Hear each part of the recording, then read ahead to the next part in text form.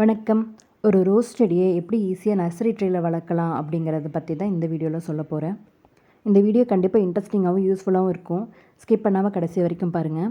இப்போ நீங்கள் பார்த்துட்ருக்கிறது தான் பன்னீர் பட்டன் ரோஸ். இந்த செடியை நான் ஒரு 5 வருஷமாக ஒரு பெயிண்ட் பக்கெட்டில் வச்சு தான் வளர்த்திட்ருக்கேன்.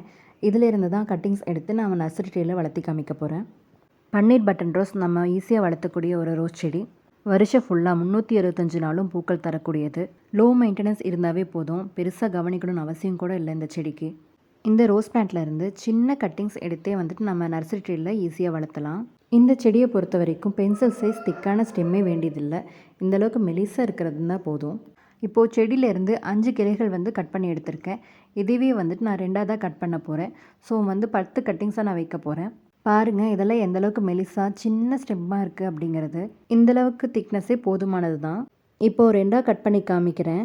இதோட ஹைட் பார்த்திங்கன்னா 3 இன்ச்சஸ் இருந்தாலே போதும் தான். நம்ம ரோஸ் ஸ்டெம்ஸ் கட் பண்ணும்போது முக்கியமாக கவனிக்க வேண்டியது, ஒரு நோடு, அதாவது ஒரு கணுப்பகுதியாவது மண்ணுக்குள்ளேயோ இல்லை கொக்கோபீட் யூஸ் பண்ணி வைக்கிறோன்னா அதுக்குள்ளேயோ போகிற மாதிரி இருக்கணும். இன்றைக்கி நான் கொக்கோபீட் மட்டும்தான் யூஸ் பண்ண போகிறேன். வேறு இதில் எதுவுமே கலக்கலை. நர்சரி ட்ரேயில், அதாவது விதைகள்லாம் போடுவாங்க இல்லையா, சீட்லிங் ட்ரெயின்னு சொல்லுவாங்கள்ல, அதில் வெறும் கொக்கோபீட் மட்டும்தான் ஃபில் பண்ணி வச்சுருக்கேன். அதில் தான் இந்த ரோஸ் ஸ்டெம்ஸ்லாம் நடப்போகிறேன். ஜஸ்ட்டு நம்ம உள்ளே இன்சர்ட் பண்ணி வச்சா போதும். எந்த ஒரு ரூட்டிங் ஹார்மோனோ எதுவுமே வேண்டியதில்லை இந்த பிளான்ட்டுக்கு மட்டும். நம்ம இதை மண்ணுக்குள்ளேயோ இல்லை கொக்கோபீட்குள்ளேயோ ஊனி வைக்கிறோம் இல்லையா, அந்த இடத்துல மட்டும் இருக்கிற இலைகளை கட் பண்ணி விட்டுட்டு உள்ளே இன்சர்ட் பண்ணி விட்டால் போதும். இப்படி நம்ம நடும்போது அந்த ஸ்டெம்லாம் உடையாமல் இருந்தால் மட்டும் போதும். மொத்தம் 10 ஸ்டெம் எடுத்திருக்கோம் இல்லையா, 5 நர்சரி ட்ரேக்குள்ளேயும் 2 நான் நட்டுருக்கேன்.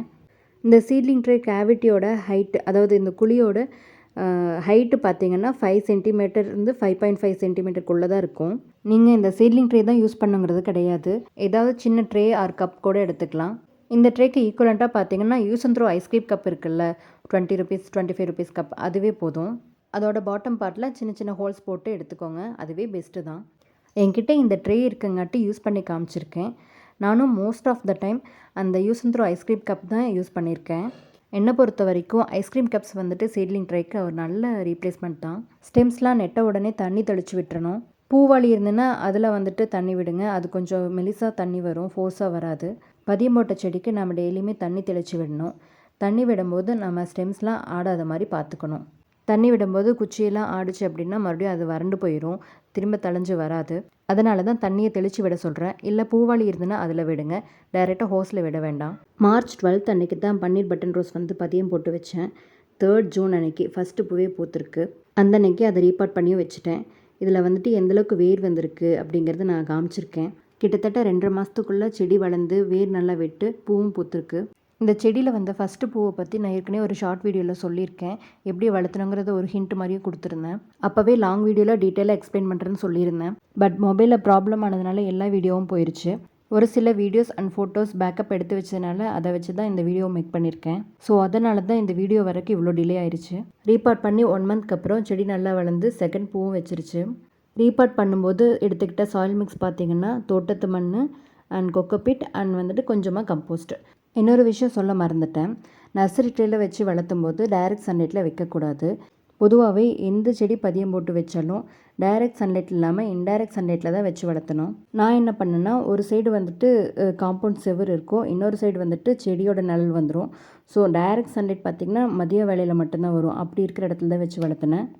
அதுக்குமே உச்சி வெயில் டைரெக்டாக படாத மாதிரி, படுத்த மாதிரி இல்லை ஒரு துணி மாதிரி போட்டு கவர் பண்ணி தான் நிழல் வர மாதிரி தான் வச்சு வளர்த்தினேன். இதுக்கு மெயினாக பார்த்திங்கன்னா பிரைட்டான பிளேஸில் இருக்கணும், ஆனால் டைரக்ட் சன்லைட் படக்கூடாது, அவ்வளோதான் விஷயம். ரோஸ் செடி ரீபார்ட் பண்ணதுக்கப்புறம் 1 வீக் கழிச்சு நம்ம டைரக்ட் சன்லைட்டில் வச்சிடலாம். ஒன்றும் ஆகாது, நல்லா வளரும். எந்த செடியாக இருந்தாலும் பூக்கள் நிறையா பூக்க நான் கொடுக்குற ஒரே fertiliser onion and garlic peel water தான். வெங்காய பூண்டு சருகு இருக்கு இல்லையா, அதை 2 நாள் தண்ணியில் ஊற வச்சு அந்த தண்ணியை எடுத்துகிட்டு நார்மல் வாட்டரில் மிக்ஸ் பண்ணி டைல்யூட் பண்ணி கொடுப்பேன். இது தான் அடிக்கடி கொடுத்துட்ருக்கேன். எல்லா விதமான பூச்செடிகளுக்கும் இந்த ஃபெர்டிலைசர் கொடுக்கலாம். இப்போ இந்த செடியில் பாருங்கள், புதுசாக ஒரு கிளை வரக்கு ஸ்ப்ரவுட் மாதிரி வந்திருக்கு. எந்த ரோஸ் செடியாக இருந்தாலும் பூக்கள் பூத்துருச்சு அப்படின்னா அந்த பூவை கட் பண்ணி யூஸ் பண்ணிக்கோங்க. இல்லை எனக்கு ரோஜாக்கள் செடியில் பார்க்குறது தான் பிடிக்கும் அப்படின்னா அது ஆசைக்கு 2 நாள் பார்த்துட்டு அதுக்கப்புறம் கட் பண்ணி விட்டுருங்க பூவெல்லாம். வாடின பூக்களை கட் பண்ணிட்டா தான் அதுக்கப்புறம் செடியில் நல்ல க்ரோத் இருக்கும்.